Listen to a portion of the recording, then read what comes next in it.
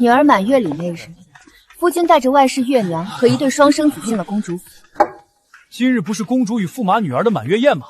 驸马带外人来做什么？月娘与我青梅竹马，若不是你求皇上赐婚，当年与我成亲的人就是他。他不计名分流落在外几年，又为我产下一对龙凤胎，正是妄家之兆。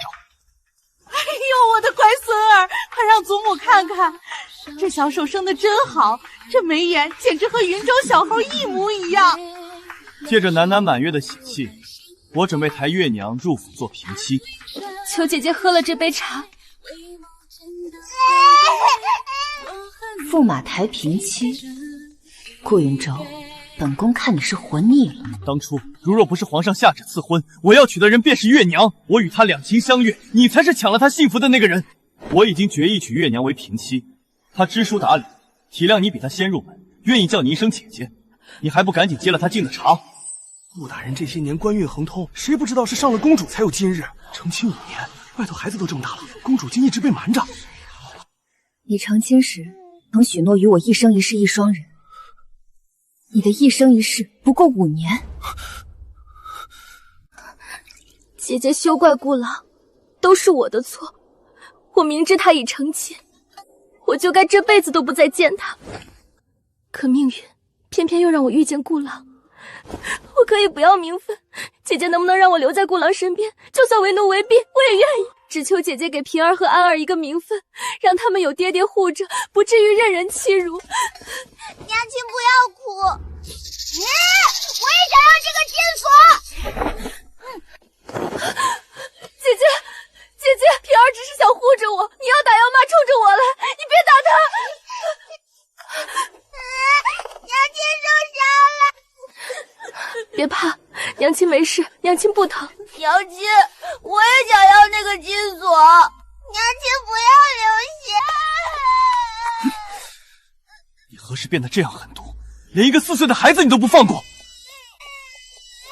我的好孙儿，别哭，来，让祖母看看。可怜见的，我的亲孙儿就这么流落在外面，长到这么大，真是苦了你们。谁要是把你们赶走，真是要割了我的心肝肉啊！驸马居然养了外室，孩子都这么大了，天啊，他怎么敢的？一对龙凤胎啊，难怪老夫人割心割肝那么疼。你只生了一个女儿，未能给顾家传宗接代。公主殿下向来又爱惜身材容貌，如今月娘给顾家生了长子，也是替你分忧，不用你再经历生育之苦，你还有何不满意？若真要按照长幼来算，你还得叫月娘一声姐姐。我娶月娘做平妻，月娘却愿意以姐姐称呼你，你还要如何？顾郎，这是逼公主认下外室啊！抱好小君主。是公主。顾云州，我是不是太给你脸了？你莫不是忘记了，你现在住的地方是本宫的公主府。说好听点，你是驸马；说不好听，你不过是入赘皇家。驸马娶平妻，顾云州，是你活腻了，还是顾家的人想被诛九族？天啊，不得了了，公主打人了！就算你是公主，也是嫁进我顾家的人，身为顾家妇，岂敢为夫命？我要进宫找太后娘娘告御状，我要让我儿子休了你！休公主？老夫人真敢说，这里可是公主府啊！嫁入你顾家，老夫人不如睁开对眼看清楚，这里是公主府。顾大人是驸马，亦是入赘皇家的女婿，岂有休妻之理？什么入赘？从古至今，女人以夫为天，她就算是公主，也要出嫁从夫。老夫人，您别气坏了身子才是。都是月娘的不是，如果不是因为平儿和安儿，月娘绝不会上门打扰。齐婉柔，你就算是公主，也是我的妻子，你岂敢对夫君动手？因为是公主，所以才能罔据礼法，对夫君不敬，对婆母不孝，是吗？即便是告到圣上面前，他也不能如此包庇你。如果你乖乖应下，我自然给你正室之罪。你们日后和睦相处，他又不碍着你什么事，这样不好吗？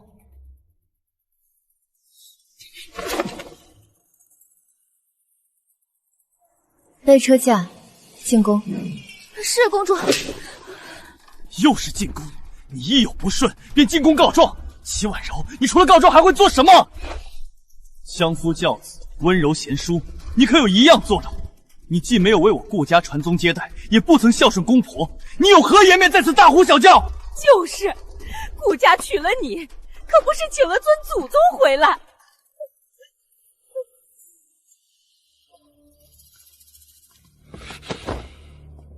今日有我在，你休想出公主府！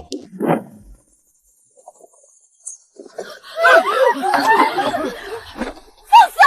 谁敢拦公主？今日满月宴，内院未迎宾客，公主府侍卫都撤在外头了。驸马早有准备，公主身边今日没带护卫，这局面对公主不利。那可是阿姨公主，谁敢真动手？若伤了公主和小郡主，谁担得起？而且，就算你要与我和离，楠楠也是我顾家的血脉，按惯例，她也只能跟着我。难道你也舍得下她？楠楠，母亲不会让任何人抢走你。你不是要娶沈月娘为平妻吗？我不进宫，你如何能娶？你是准备进宫求圣旨？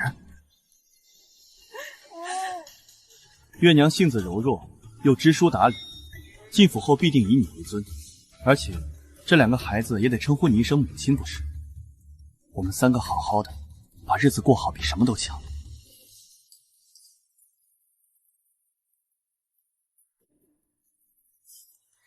夫君不如好好盘算，如何迎娶新妇吧。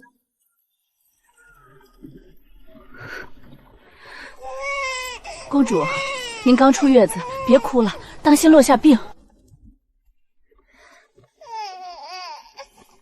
楠楠不哭。阿姨公主女儿满月，驸马竟带着外室和孩子上门，还要娶平媳。外室孩子都4岁了，顾云舟这事儿怕是瞒了公主好多年。驸马娶平妻，这不是打皇家的脸吗？这下京城要热闹了。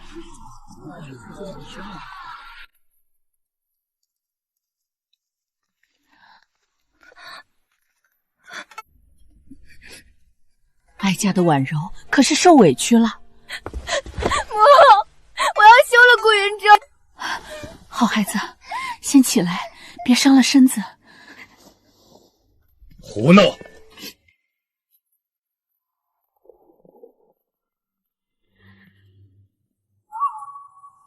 顾云舟也太得意忘形了些，居然敢娶平妻。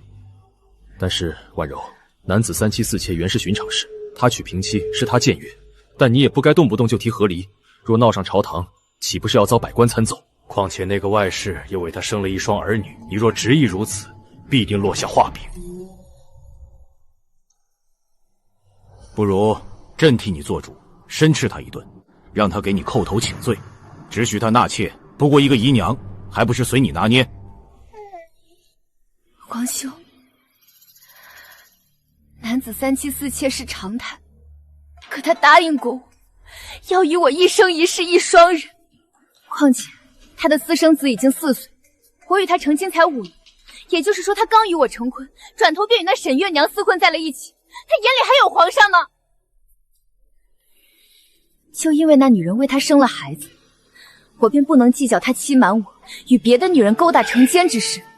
这种人，妹妹如何能与他躺在一张榻上？我嫌他恶心。陛下，顾云舟居心不良，他借婉柔的事发达，背地里却和外舍厮混，你要婉柔如何能忍？况且楠楠有这样的父亲，以后你要他如何能抬得起头？我朝以仁孝治天下，先昌德姑母在驸马死后，替他抚养10几个庶子庶女成人，众人无不叹他的贤孝淑德。难道到了朕这里，便要纵容幼妹，开和离之先例吗？婉柔自不让皇兄为难，这件事我自有处置。只要兄嫂和母后都站在我这边。行了，哀家如今年事已高，没心思管朝堂那些风雨，只想含饴弄孙。婉柔是哀家的心头肉，今日这承诺，皇帝你必须给。朕允了。祖母，这个金锁真漂亮，爹爹，我明日让你陪我们一起去游湖。好，以后啊，爹爹每天都能陪你们，我们一家人在一起，天天游湖都可以。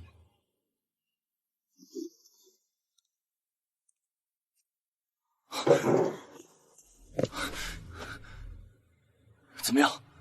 你去求了皇上，皇上如何说？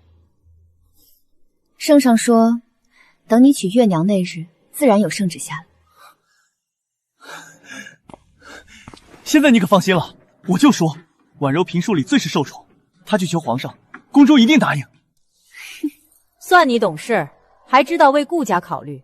月娘进门也是为你分忧，不是？公主府这么大的产业，打理起来也是累人。你又刚生了囡囡，正是要休养的时候，你不如把钟会交给月娘打理吧。老夫人，这钟妃可是……好啊，但是此时给她名不正言不顺，不如等3天后她进门再说吧。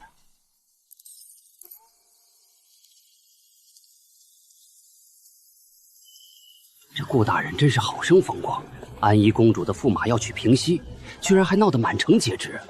可不是嘛，这请柬都发到各家大员府上了。顾云舟这次广发请柬，宾客满门，真是不怕把事情闹大。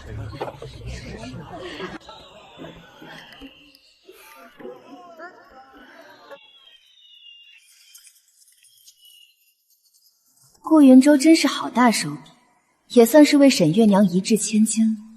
花着本宫的银子，倒是会做大方。拜天地！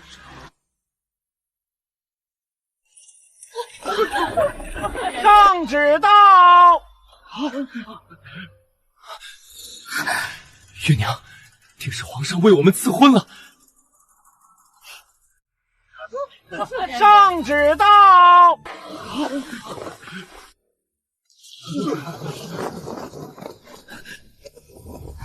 月娘，定是皇上为我们赐婚了。奉天承运，皇帝诏曰：驸马顾氏有负皇恩，欺瞒公主，偷养外室，且育有良子，念其旧勋，免其死罪。然皇家威严不容有失，允准安宜公主与驸马切产分居。驸马及顾氏一干人等，即刻起搬离公主府，不得有误。钦此。另外，皇上还有口谕：小郡主刚出生，不能离母，自然要养育在公主府。驸马可在公主的允许下探视女儿，以免骨肉分离之苦。什么？惜产分居？顾郎，这是什么意思？不是赐婚吗？怎么要我们搬走？你不是说不想和离吗？惜产分居，就是你们所有人都带着你们顾家的东西，立刻从公主府滚出去。即便是一根针，你们都别想带走。顾云舟，我们还是世俗的夫妻，只不过本宫身体不适，要避居养疾。如果你连这都不愿意，那我也只能将公主府上下都搬回到宫里去，留个空宅子给你了。到时候就变成了你欺压我，即便闹上朝堂，也不会有人帮你说一句好话。来人，给驸马搬东西。是。惜产分居，驸马这下可完蛋了。顾大人可是被扫地出门了，和离大家还能落个面子。惜产分居，驸马还是驸马，要遵守的皇家的规矩还得遵守，这岂不是空有个名头？公主府的荣华富贵，他们顾家都没关系。虽说从前公主府和侯府也是挨着的，但谁人不知，侯府早就揭不开锅了。离了公主府，他顾家能养活这么多人起居？名义上还是夫妻，实际上就是被扫地出门，各过各的了，真惨，活该！放着好日子不过，还要养外室，他怎么敢呢？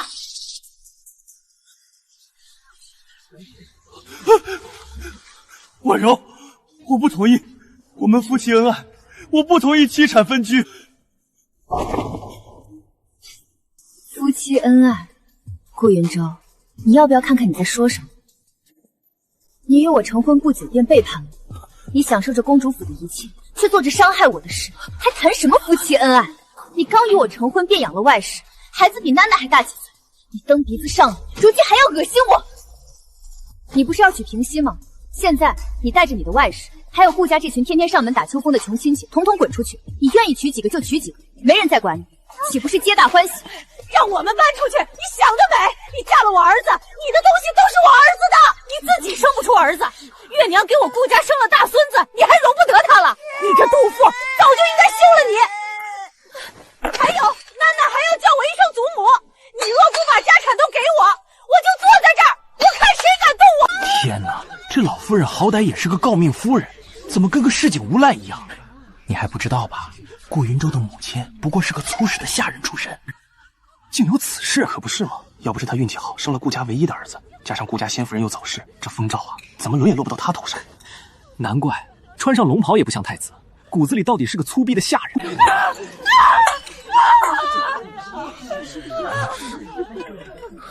老夫人真是健忘，当年顾大人高中探花，嫌您刻薄庸俗丢人，恨得连娘都不想认。若不是我们公主心善，亲自为您求来这2品的诰命，您能有今天的风光，如今倒学会翻脸不认人了。天哪，难怪当年顾大人不爱提起家母，原来还有这桩事儿。端起碗吃饭，放下碗骂娘，顾家上下当真是白眼狼。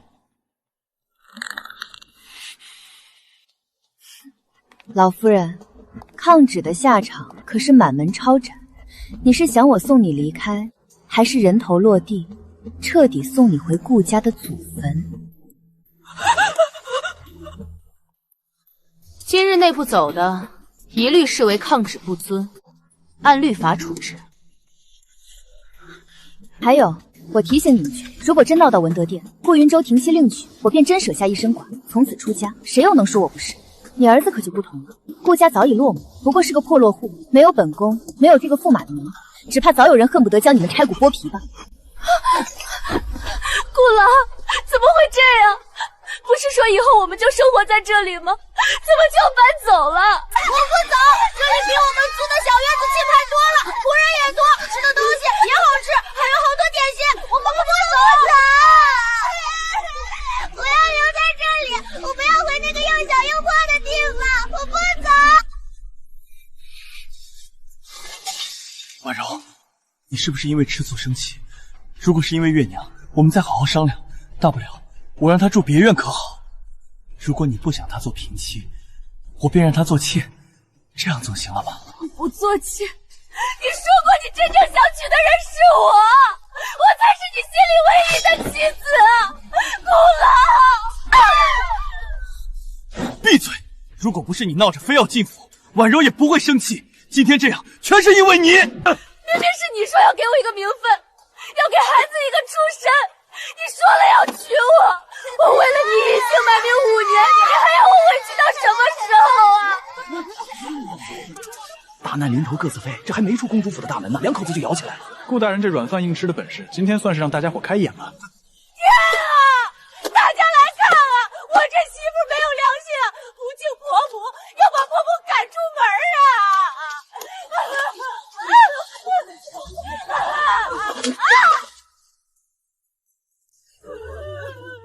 驸马爷，皇上说了，如果顾家没有人手，便由大内帮忙，隔壁侯府可还空着呢。如果不尽早搬进去，只怕要露宿街头啊！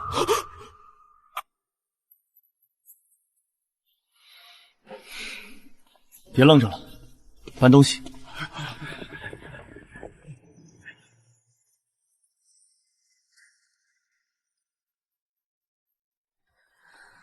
婉柔，明日赏花宴，皇嫂替你长眼。你是先帝幼女，自小养在本宫膝下，你的婚事，本宫自然要好好替你看。皇嫂，婉柔不急，还说不急？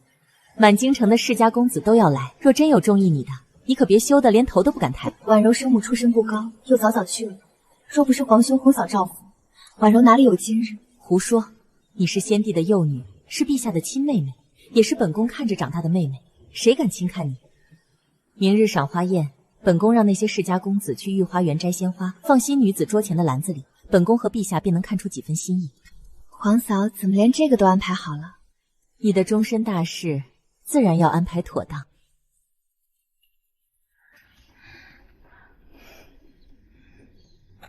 那就是顾云舟，侯府出身，又高中探花，果然是京城数1数2的才貌仙郎。不知道顾探花会把花放进谁的篮子里？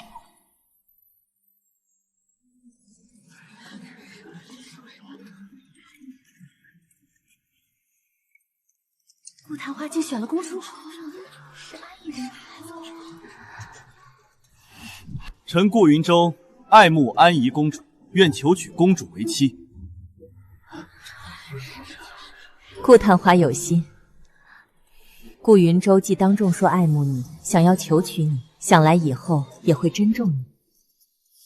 婉柔明白，本朝公主要以贤顺淑德为礼。你虽是公主之尊，但侍奉姑婆亦要勤勉，不得让人挑出错来。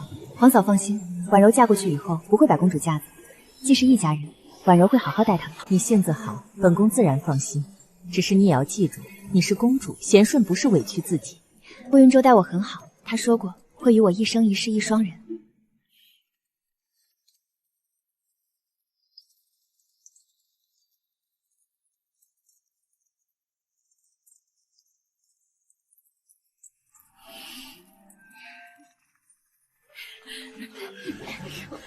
婉柔，侯府久未修缮，实在无法安居，委屈母亲和族亲先在公主府暂住几日。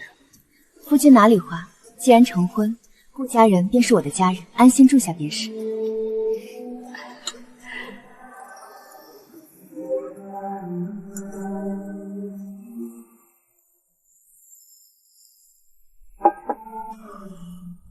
婉柔，顾大人年纪轻轻便得圣上重用，前途不可限量啊！如今顾大人上了安宜公主，自然官运亨通，平步青云。二位大人过誉了。京城谁不知道，驸马爷宠妻如命，公主成亲几载都未有身孕，驸马爷也不曾怪过一句。这样的夫君真是难得。别听旁人说什么，有没有孩子都不妨碍我待你好。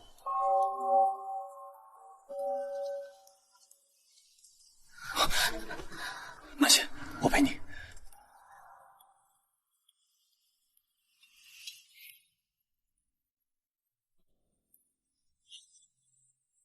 恭喜公主，公主这是有喜了。真的？千真万确。恭喜公主，恭喜驸马！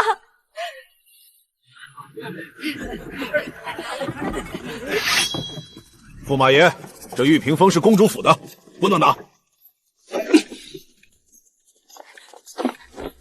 老夫人，这些燕窝补品可是太后娘娘赏赐的。你这奴才，这分明是送给我们顾家！哎，你们别乱拿，这库房可是公主的私库，你们驸马的银子谁知道在哪儿呢？星星的衣裳别不能见到。哎，这新做的衣裳可是大内置办的，既然系产分居了，这东西当然也是公主府的，不能拿走。我不走，我要好吃的点心，我不会碰屋子。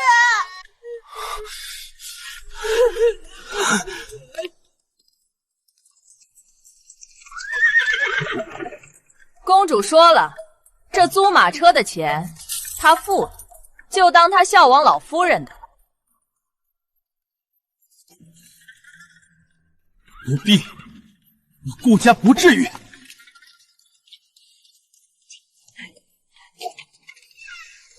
赶紧走，累死老娘了！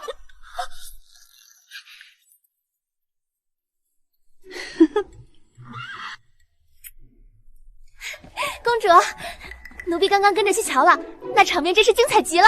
侯府如今唯一能住人的房间就是祠堂两侧的耳房，他们全部人挤进去以后，直接在院子里闹翻了天。老夫人吵着非要住最大的那间，可月娘也是个不让人的，硬是带着2个孩子也要住大房间。结果您猜怎么着？老夫人当场气疯了，一巴掌就甩在了月娘脸上。这下他们可有的热闹。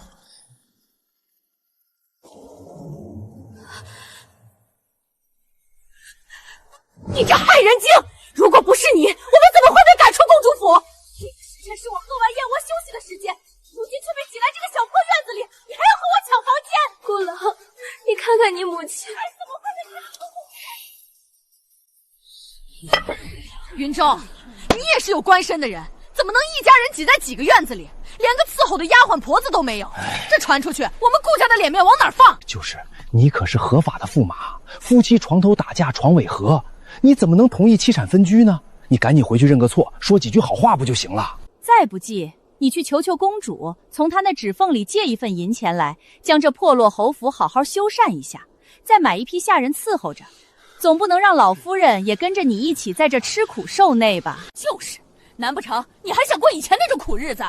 我看就是公主对你太好了，才让你得意忘形。你怎么能在郡主满月礼那天当众打她的脸呢？你养外室就养外室，还弄出野种来，你让皇家的脸面往哪儿搁？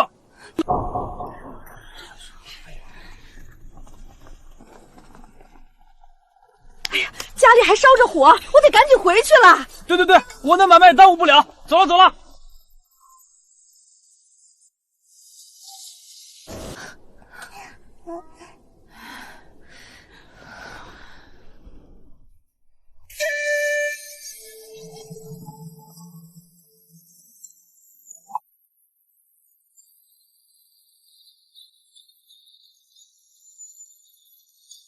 公主，奴婢瞧着，这府里可算干净了，以往那些安杂痕迹，真是一点都不剩。是啊，干净了，看着才舒心。公主殿下，这是驸马爷先前签字的账，从前都是安月在您府上结算的，您看这……每个月燕窝都要100两银，衣裙首饰更是不必提。顾云舟，你一直用着本宫的钱养着沈月娘和2个孩子，还真是挥金如土啊！掌柜的，这嫁衣的钱你应该找他要去，难不成他娶新娘子还要找本宫要钱？这小人也是看着以往的规矩。从前顾云舟是驸马，住在公主府，一应开支我自然会给他付。如今他们搬回侯府，自然是单独走账。往后谁再来公主府要钱，一律打出去，谁欠的债找谁还。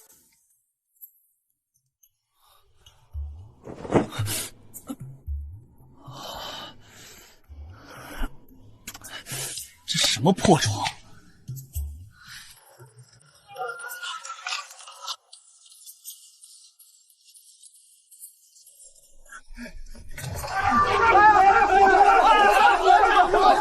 顾大人，顾大人在哪儿？顾大人，这个账麻烦结清一下，我们看你是老主顾才给越界。顾大人，这是你夫人在锦绣坊买嫁衣的票据，一共2000两，麻烦也结一下。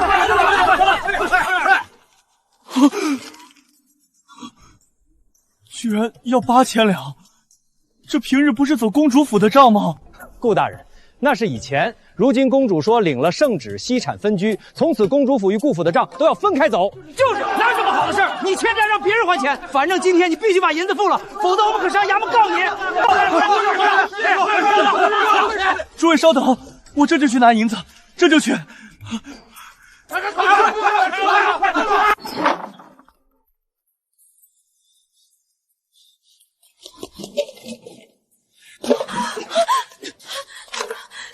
干什么？这是我的东西！这些首饰都是我花钱给你添置的，先拿去典当了还账，等我把钱弄回来，自然还你。不，这是我的嫁妆，你说了给我的，你如今还能去哪里找到银子还我？这是我和平儿、安儿安身立命的东西，绝不能让你夺了去！你够兄弟！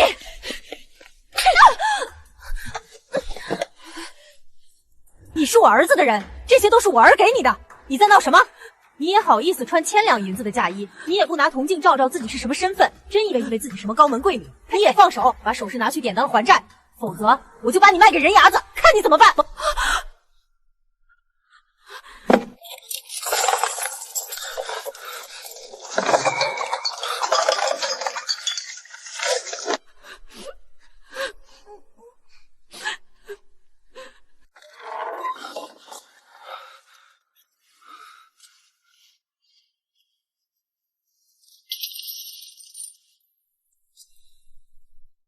怎么就剩这么点儿？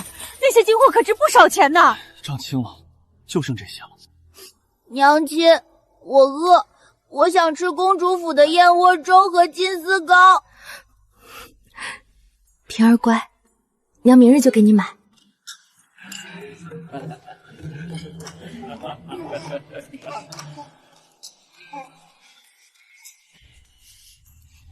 小郡主长得可真俊俏，瞧这大眼睛，真像公主殿下。可不是嘛，这皮肤粉雕玉琢的，一看就是个有福气的。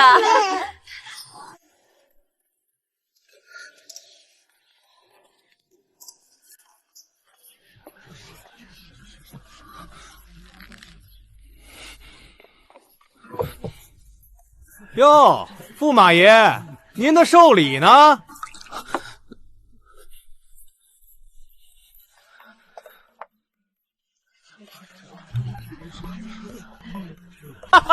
你以为这是什么场合？一块带旧了的玉佩也拿给太后贺寿，你也不怕惹恼了他老人家？以前驸马爷春风得意，从来没有将我们放在眼里，没想到得意过了头，被公主轰出门去。看来是真落魄了，连一样像样的寿礼都拿不出来。怎么说，驸马爷也是侯府出身，再破落的破落户，也不至于新衣都添置不起吧？众人说的没错，顾云舟的父亲好奢好赌，早就将剩下的一点祖财挥霍干净了。在顾云舟出生的时候，侯府最贵的东西就剩下了门口的2个铜环。为了供顾云舟科考，顾家上下更是勒紧裤腰带过日子。谁人不知道顾家是京城有名的破落户？一朝上主飞黄腾达，早就让他忘了从前窘迫的日子。如今失了势，真是现了原形。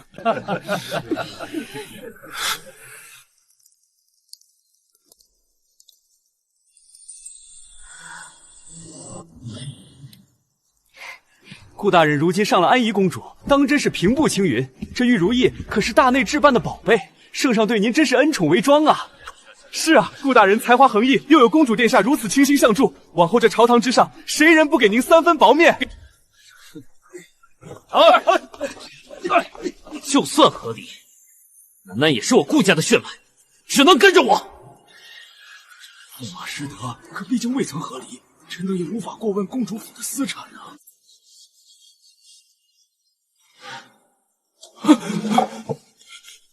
婉柔，楠楠好吗？我很想她。她很好，太后很喜欢她，还给她赐了名字叫瑶玉，封了嘉禾郡主。她才满月，还不到100日，怎么就……那又如何？她是我的掌上明珠，是太后的孙女，皇上的亲外甥女。婉柔，对不起，我知道是我做错了。我们成亲几年，一直夫妻恩爱，我只做错了这一件事，你能不能原谅我？我们从头来过。如果你不喜欢月娘，我就与她分开，好不好？顾云舟，如果你曾把我放在心上，便不会刚一成亲就养外室，并与他生儿育女。婉柔，我当年只是……你与我成亲是为了走捷径，你既贪图驸马的身份，又怕别人说你靠女人谋前程。你享受了驸马的一切，又惧怕别人看轻你，既想要荣华富贵，又想要齐人之福，还想要我对你言听计从，既要又要，你真的太贪心了。孩子不会说谎，你对平儿说公主府的一切往后都是她的，不就是想我捏着鼻子认下你的儿子吗？我不是昌德姑母，做不到如此大度。我成全了你的心意，让你们一家人和和美美在一起。我承认我不行，不能让你妻妾成群，左拥右抱，所以我自退一步，保留了你驸马的身份，还让你与心爱之人长相厮偎。怎么，你还不满意？你不是一向自诩才华出众吗？认为是我压制住了你的光芒，如今给你机会，你自可大展身手，一展鸿鹄之志。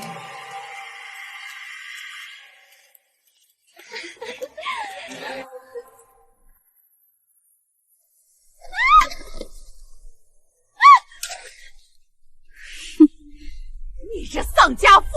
我儿子自从纳你进门，没过过一天好日子，你这丧门星啊！放屁！明明是你儿子缠着我，是他引诱良家妇女，娶了公主还来招惹我，让我为他生儿育女，却又不给名分。红话说必让平儿继承公主府，如今呢，自己都被轰了出来。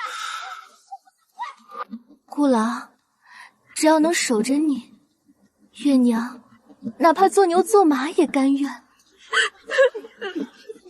我也怪你个太大人，把光生孙来吧！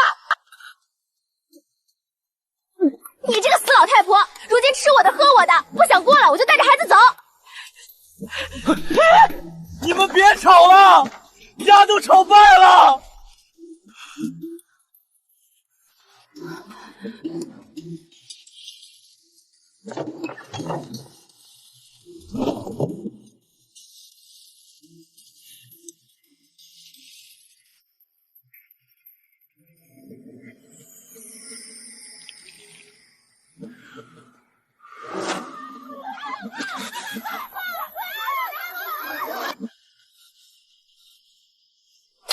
我真是悔得肠子都青了。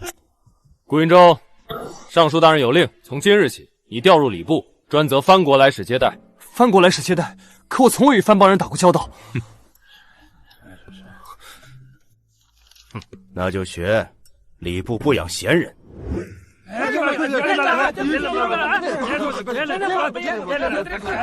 顾大人，还愣着做什么？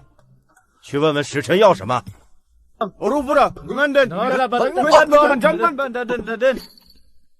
他们说的是什么？顾大人连番邦话都不会，也没同外邦人打过交道，难怪插不上话。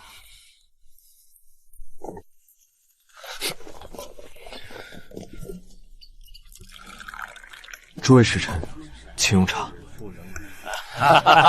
齐婉柔，你这个贱人，处处和我作对。二位兄台，如今在礼部，顾某实在是，二位能否在尚书大人面前美言几句，替顾某调个能一展宏图的差事？驸马爷，有这活干着就不错了。你做出这样的事儿，皇上却并未降罪，还给你一个体面的差事，这都是看在公主的面子上啊。就是，你若再不安生，到处瞎折腾，只怕大人们一怒之下要把你直接调去最苦的外地了。礼部派我去瓜州迎番邦来使，路途遥远，往返要几个月。月娘，你在家照顾好母亲和孩子。知道了，早去早回，家里可没银子了。沈月娘，老娘头疼，还不快把药端过来？再去烧水，给老娘洗脚。我不是你家的丫鬟，你进了顾家的门就该伺候婆母，怎么过了几天苦日子就装不下去了？苦日子，这里要吃没吃，要喝没喝，连个使唤的人都没有。我跟着顾郎这些年，什么时候受过这种委屈？那是我儿子疼你，现在顾家落到这地步，还不是你这个丧门星害的？少拿我出气！是你儿子把我教养了这几年，是你儿子说让我和平儿进公主府享福。如今倒好，我不但没享成福，还要伺候你这个老妖婆！你敢骂我？我受够了！这破侯府，我一天也待不下去了。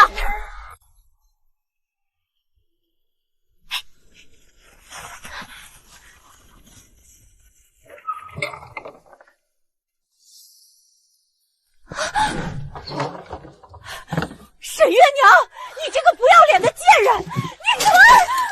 我儿子才走几个月，你就敢把野男人带回家？我今日非抓你去进猪棚不可！我与你儿子尚未成亲，我不计较名分给他生孩子，没让他赔我银子，告他引诱良家妇女就不错了。如今我已找到良人，自要娶。你们顾家只会花女人的银子，就别往自己脸上贴金了。你这个丧门星！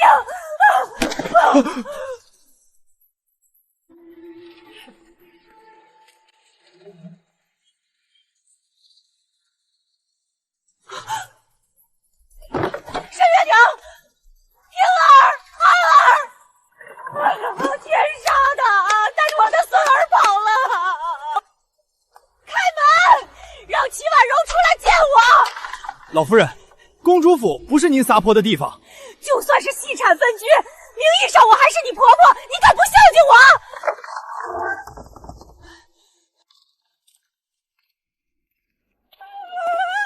齐婉柔，我是你们的不能婆婆啊！齐婉柔，你不管我！自然是要孝顺婆母的。昨日我梦到了宫爹，他说顾家老宅已经有10数年无人居住了，也没人供奉香火，说我这个儿媳不孝，所以我已经向宫中请旨，特意找了2个嬷嬷陪婆母回老家供奉顾氏香火，不至于让宫爹地下不安。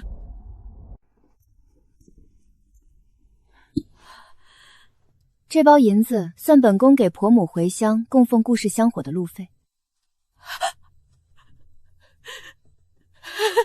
公主还特意找了2个嬷嬷陪老夫人回乡，路上有人伺候，老夫人安心去吧。行，回乡就回乡，赶紧走。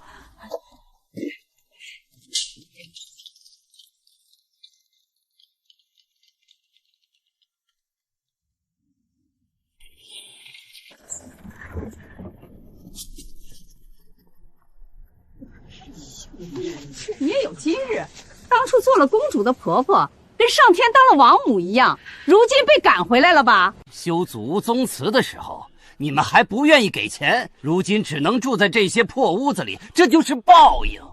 哼！齐婉柔，你这个毒妇，我做鬼也不会放过你！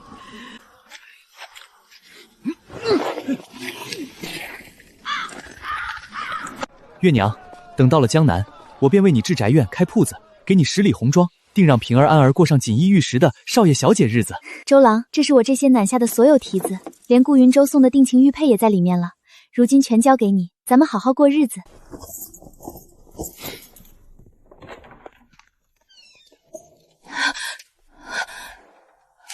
见父携私生儿女，也配做我周父的正头娘子，能留你母子3人一条命，已是仁至义尽。娘亲，我冷。顾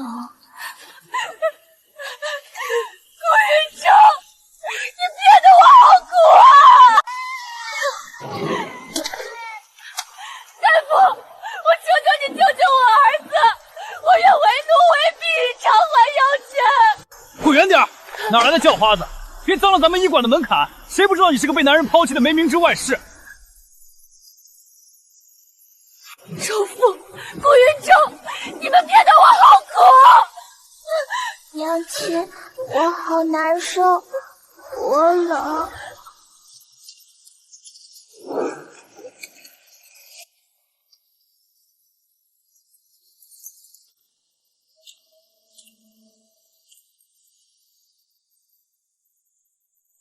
公主，是沈氏和那2个孩子。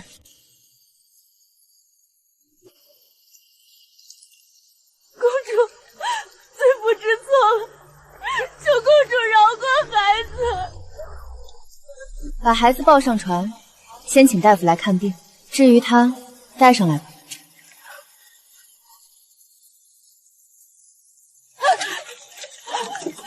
公主，我不是人，我鬼迷心窍。我帮着顾云舟欺瞒您、冲撞您，我罪该万死。您救了我的孩子，我这条命就是您的。您要杀要剐，我绝无半句怨言。我这次南下是来巡查江南的丝绸庄和茶行，刚到苏州就收到了安慰的消息，知道了你被游商欺骗、流落街头的遭遇。可我太清楚顾云舟的贪心了，我们可以心软，是因为你手里有能彻底扳倒顾云舟的东西，斩草要除根，我要他死。你愿不愿意做这把刀？罪妇愿意，我恨不得食其肉，寝其皮。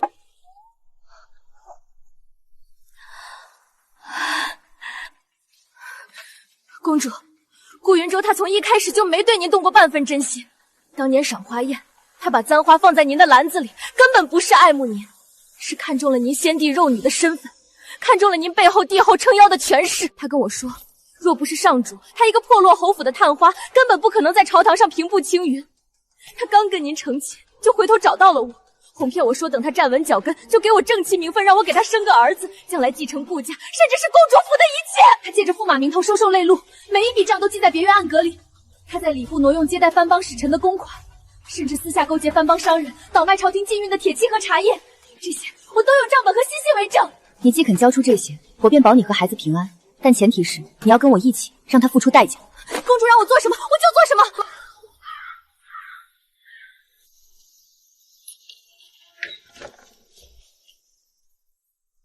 月娘，月娘，母亲，平儿，儿，人呢？顾大人，您可算回来了。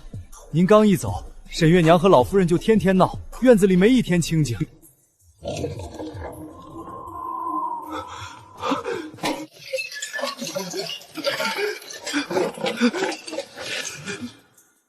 顾郎，你既给不了我名分，护不住我母子，我自寻豁路去了，从此两不相欠。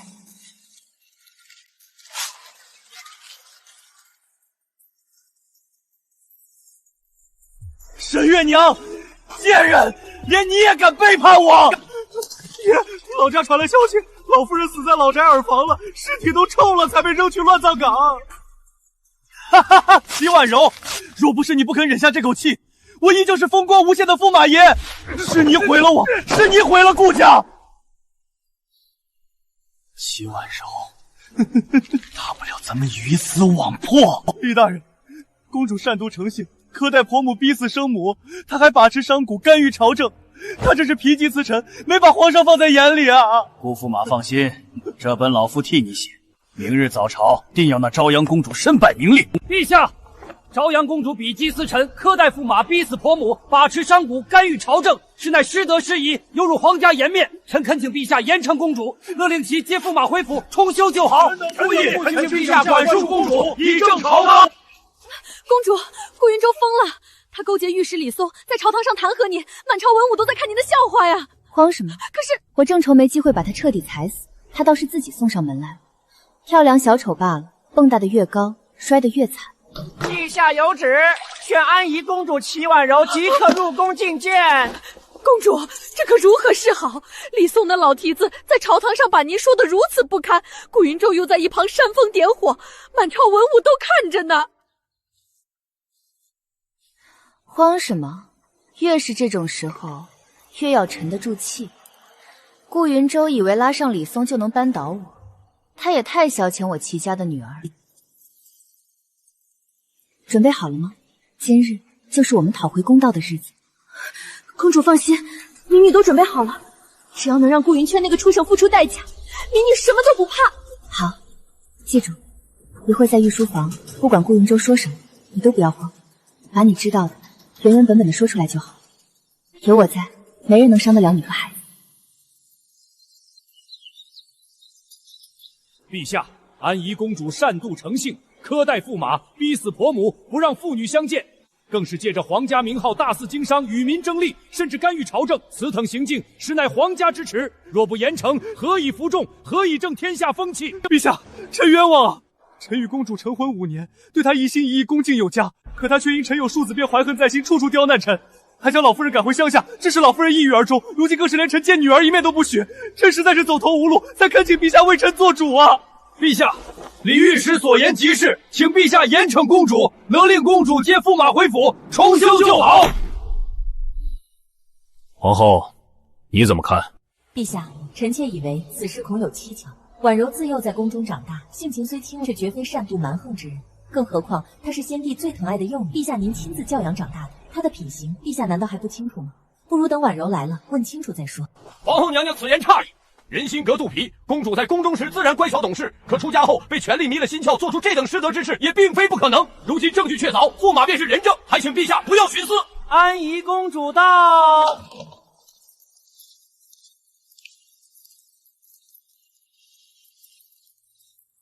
臣妹参见皇兄，皇兄万岁万岁万万岁。婉柔，李松和顾云舟豪谈和你擅妒苛待，逼死婆母，干预朝政，这些事你可有什么要辩解的？皇兄，臣妹没什么好辩解的，他们说的这些不过是凭空捏造罢了。倒是臣妹这里有几样东西，想请皇兄和各位大人看一看，带进来。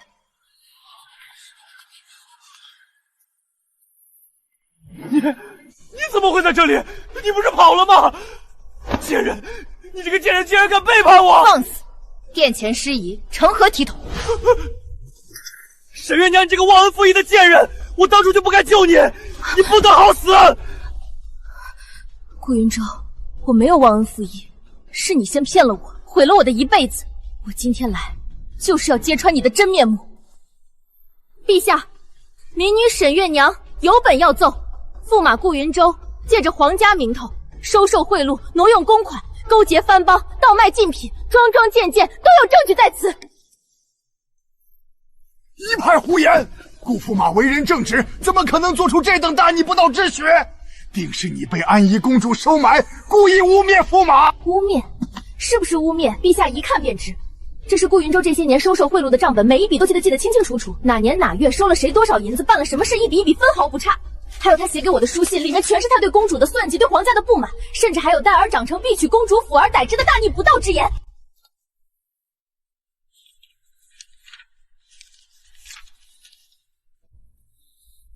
顾云轩，你好大的胆子！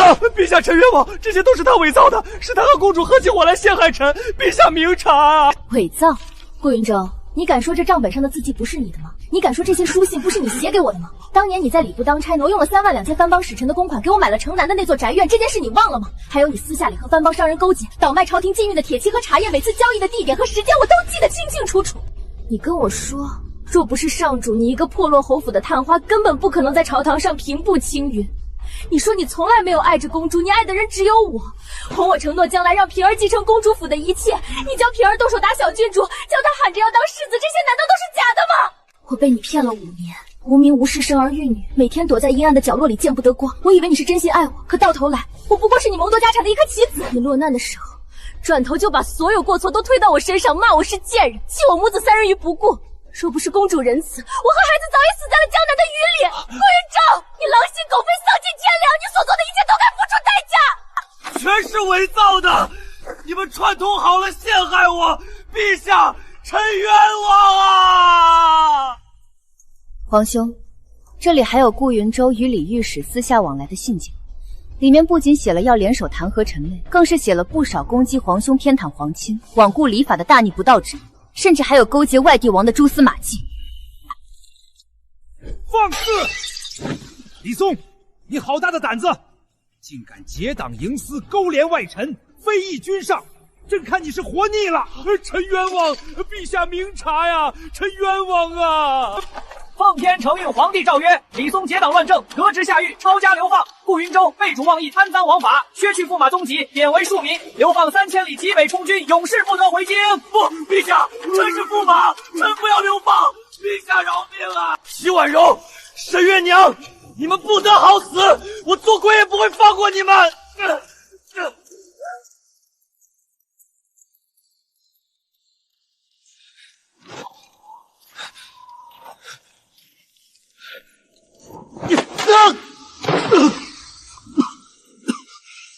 磨蹭什么？赶紧走，耽误了行程，仔细你的皮！要死就死快点，赶紧走！水，给我点水。他积极常言一辈子，贪图富贵，妄想其人之福，机关算尽，最终落得个尸骨无存的下场，全是咎由自取。公主，大恩大德，民女没齿难忘。如今顾云舟已死，民女心愿已了，就此拜别公主。我带着孩子去江南谋生，绝不再踏足京城半步，也不会再给公主任何麻烦。江南的丝绸庄，我给你留了一个绣坊的差事，书信给掌柜的，他会安排好。你带着孩子好好过日子，教孩子走正路，别再重蹈覆辙。后来听说她在江南的绣坊做得风生水起，成了当地小有名气的绣娘，2个孩子也进了学堂读书，平平安安，自食其力。娘亲，哎，楠楠乖。公主，皇后娘娘派人来了，说太后想小郡主了，让你带着郡主进宫住些日子呢。我曾以为女子的圆满是良人相伴，一生一世一双人，可如今我才明白，从来不止于后宅方寸之间。我有疼我的家人，有可爱的女儿，安身就安立命的产业，有随心所欲的自由。我的人生早已握在自己手里，而她的囡囡会在满满的爱意里长大，读万卷书，行万里路，活成任何她想活成的样子。她的未来会比高悬的太阳还要夺目。